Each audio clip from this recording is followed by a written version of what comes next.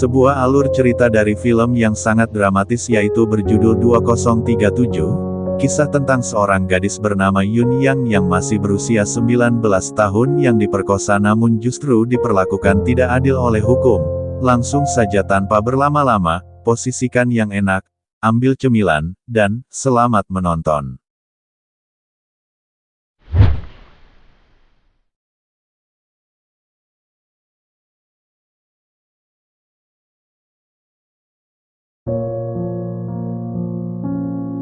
Di awal film kita diperlihatkan dengan seorang gadis bernama Yun Yang yang masih berusia 19 tahun. Yun Yang adalah sosok gadis pintar dan cerdas. Ketika ia lulus sekolah nanti, ia bercita-cita untuk menjadi pegawai negeri sipil. Akan tetapi, kondisi keuangan keluarganya yang sulit, memaksanya harus putus sekolah tanpa sepengetahuan ibunya, karena bekerja di suatu tempat demi membayar obat ibunya dan hutang ayahnya. Dia harus merawat ibunya yang memiliki penyakit asma dan pengidap tunarungu. Untuk selalu bisa berkomunikasi dengan ibunya, Yun Yang tanpa lelah selalu mengajari ibunya untuk bisa berbicara.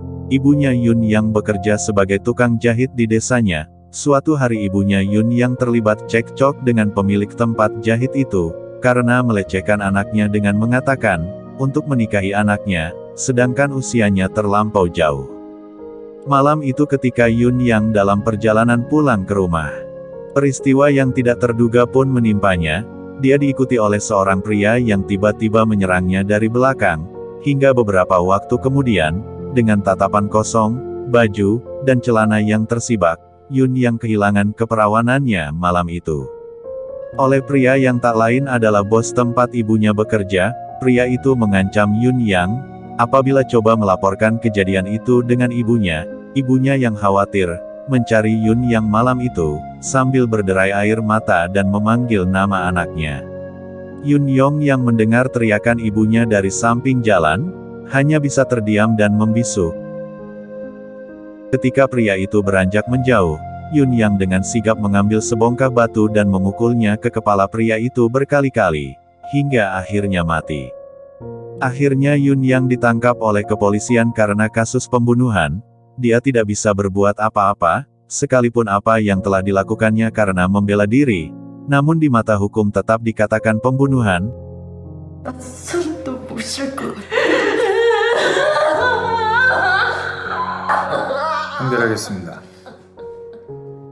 Terlebih lagi, juri yang hadir mengatakan mungkin Yun Yang sudah sering melakukannya, karena dia dengan korban sudah saling kenal.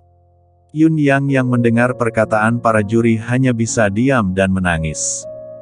Satu-satunya cara terbaik, dengan meminta bantuan pada Komnas Perempuan atas insiden pemerkosaan yang dialaminya.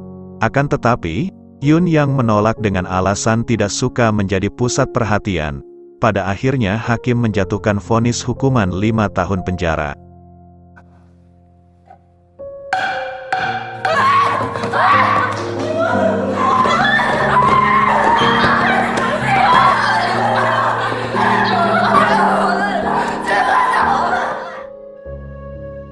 Di dalam sel penjara Yong yang dikenal dengan sebutan 2037. Di awal dia masuk, dia disambut tidak ramah oleh salah satu narapidana sekamarnya.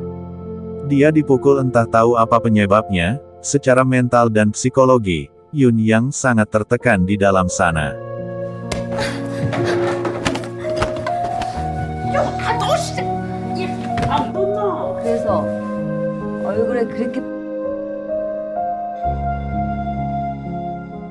Beberapa hari di awal semenjak dia masuk, narapidana sekamarnya belum tahu apa penyebabnya Yun yang ada di dalam sel. Malam itu seorang wanita tua terpidana mati bernama Sonji, menceritakan kisahnya hingga berakhir dalam penjara. Ia mengatakan bahwa dia dulu pernah mempunyai seorang putra, yang meninggal karena tertabrak oleh sopir yang dalam pengaruh alkohol. Sopir itu menyerahkan dirinya ke pihak berwajib, namun rasa dan amarah yang tidak bisa dipendam membuat Sonji membakar rumah si sopir itu dan tidak sengaja membunuh 5 anggota keluarganya yang tengah tertidur. Akhirnya Yun yang mulai merasa bahwa tidak hanya dirinya yang sedang mengalami masa sulit, lalu ia mulai menulis surat untuk mengabarkan kepada ibunya bahwa dia baik-baik saja selama berada di dalam penjara. Hingga di suatu hari, dia mendapatkan kunjungan dari ibunya. Air mata ibunya pun tak bisa tertahan ketika melihat Yun Yang dengan seragam birunya. Perjumpaan singkat itu cukup berkesan, karena mereka bisa menegaskan satu sama lain bahwa mereka dalam kondisi baik-baik saja. 엄마 건강하게. 엄마 다음 말 이어서 해야지. 그래서 반갑습니다 해야지.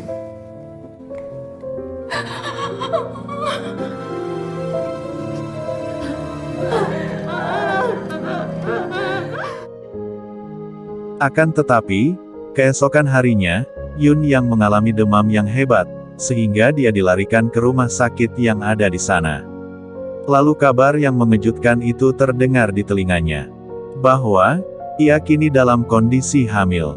Yun Yang kaget dengan apa yang ia alami, sehingga ia terus berlari, sambil berteriak, memanggil ibunya. Sebelum akhirnya, berhasil dihentikan oleh petugas sipir.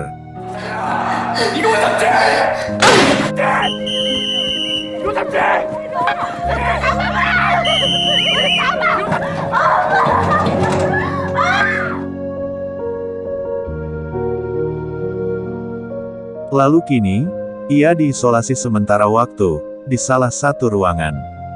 Sementara itu, kabar kehamilannya terdengar oleh rekan sekamarnya.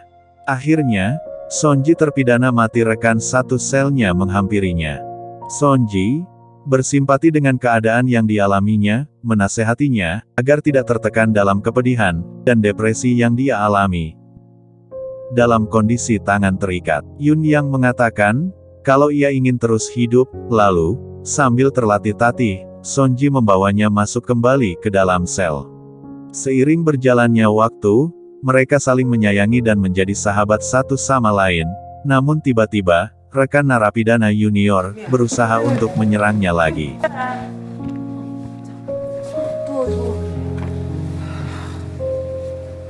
내가 도와줘?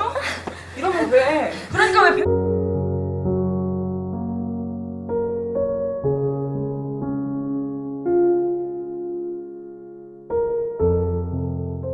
Hingga suatu ketika, Yun Yang merasa putus asa dengan dirinya, dan mencoba membunuh janin yang ada di dalam perutnya, dengan menusukkan runcing kaca, tanpa ia sadari bahwa apa yang dilakukannya akan membunuh dirinya sendiri. Beruntungnya, saat itu ada rekan sekamarnya yang melihat, lalu menghentikannya dengan cara kekerasan.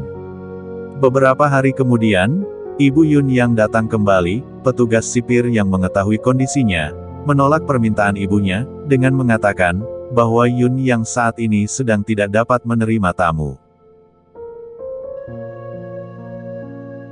Kini support terus berdatangan dari rekan narapidana lain, di mana mereka mencoba untuk menyemangati Yun Yang agar ia bisa bersuara, dan meminta perlindungan kepada Komnas Perempuan, dan juga meminta persidangan ulang. Hingga di suatu momen, Yun Yang kembali dilarikan ke rumah sakit karena mengalami kram di perutnya.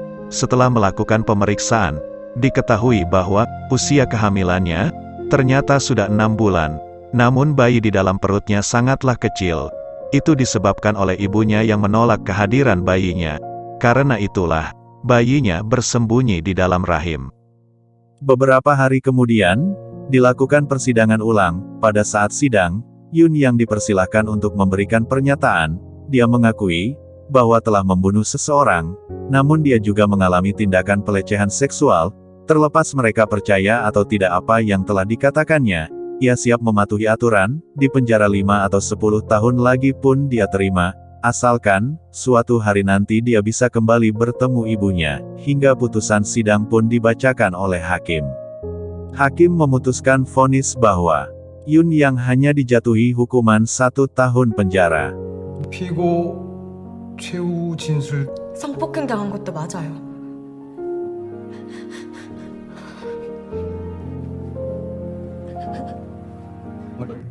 감경할 수 있다. 하지만 Dan untuk merayakan hal itu, suatu malam, ketika Yun Yang tertidur pulas, rekan sekamarnya bangun dan pergi ke kamar kecil. Rupanya, yang mereka lakukan adalah melukis di dinding-dinding kamar kecil dengan lukisan bunga kosmos. Bunga yang disuka oleh Yun yang menggambarkan sifat ibunya yang pemalu dan cantik. Para narapidana yang lebih tua, menyayangi dan mengasuhnya seperti anak sendiri. Bahkan, setiap malam, ketika Yun sudah tertidur, rekan sekamarnya selalu membuatkan baju untuk dijadikan kejutan di hari kelahiran anak Yun bahkan, baju jemuran para narapidana yang lain, dicuri oleh rekan sekamarnya, untuk dibuat baju bayinya nanti. 누구냐고! 생겼네. 조용히 안 해. Hari itu pun tiba, Yun mengalami kontraksi hebat, air ketubannya pecah. Sambil kesakitan, Yun meraih botol yang berisi obat-obatan yang selama ini dia kumpulkan dari dokter. Yun menelan obat itu dalam dosis yang sangat banyak. Sebelum dia pingsan, Yun menggantung surat di depan pintu kamar sel penjara. Surat itu sendiri ditujukan kepada rekan sekamarnya. Di rumah sakit, terlihat Yun yang sudah tanpa sadarkan diri. Dokter pun berusaha menyelamatkan nyawa dan bayinya. Sementara itu, terlihat rekan sekamarnya membaca surat tulisan tangan Yun Isi surat tersebut mengungkapkan penderitaannya yang cukup panjang, meskipun dia sendiri terluka secara mental dan psikologi. Namun dia bersimpati dan menyemangati rekan-rekannya, agar tetap menjalani hidup yang lebih baik, meninggalkan masa lalu, dan terus menatap ke depan. Rekannya yang membaca itu, tidak kuasa menahan tangis satu-satu. Di sini kita tahu, bahwa sebenarnya, tindakan Yun yang meminum obat-obatan tadi untuk bunuh diri. Oleh karena itu, dia menuliskan surat perpisahan ke rekannya. Adegan pun berganti di mana hanya diperlihatkan ibu Yun yang sedang menyetrika seraya tersenyum tipis. Di atas meja, tergeletak secarik kertas yang merupakan kartu wawancara ujian pegawai negeri Korea Selatan milik Yun Terdengar pula suara Yun sebagai suara latar belakang yang menyerukan, "Ibu," tanpa memperlihatkan wajahnya sama sekali, dan film pun selesai. Pada adegan lain, ditunjukkan pula Yang Mi, bersama seorang lelaki yang kemungkinan besar adalah suaminya, menggendong seorang anak perempuan di sebuah taman bunga. Selama adegan di taman bunga tersebut, terdengar suara Yun di latar belakang, yang meminta agar Bonnie tumbuh dewasa dengan baik. Oleh sebab itu, dapat ditarik kesimpulan, bahwa Bonnie diadopsi dan dibesarkan oleh Yang Mi. Sementara itu, Yun melanjutkan hidup dengan mengikuti ujian PNS, dan hidup bahagia bersama ibunya. Akan tetapi, dengan video yang digambarkan secara pudar, saya menyimpulkan bahwa, itu bukanlah kejadian nyata, namun hanya masa depan yang diinginkan oleh Yun yang masih berada dalam keadaan koma. Sutradara Mo Hong Jin memilih open ending untuk menutup cerita drakor 2037. Artinya ending atau akhir drama tersebut bergantung pada interpretasi para penonton. Bagaimana menurut kalian guys? Silahkan komen di bawah ya. Pesan yang bisa kita ambil dari film ini adalah, mikir dua kalilah kalian para pria kalau ingin ngecrot sembarangan. Saya sendiri tim yang bertugas mengucapkan, terima kasih dan salam. 바쁜 거야? 문자 왔는데?